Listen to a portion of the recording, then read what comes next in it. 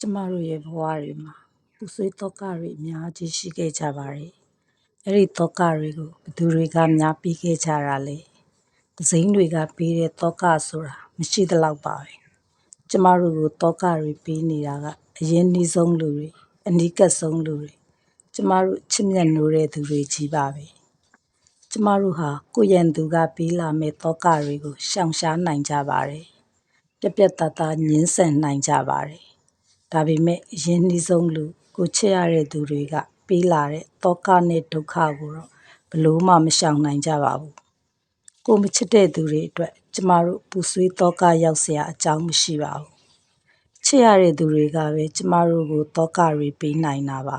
။ကျမတို့မှာချစ်ခင်မြတ်နိုးမိတဲ့သူတွေအများကြီးရှိနေလား။ဒါဆိုရင်တော့သိကြပါတယ်။သောကနဲ့ဒုက္ခတွေကိုလည်းအများကြီးပိုင်ဆိုင်နေရပါလိမ့်မယ်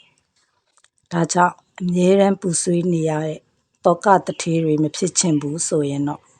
ကျမတို့ရဲ့ချစ်ချင်းတွေကိုတတိနဲ့လျှော့ချရပါလိမ့်မယ်။ကျမမိတ်ဆွေများကျမ်းမာရှင်လန်းကြပါစေ။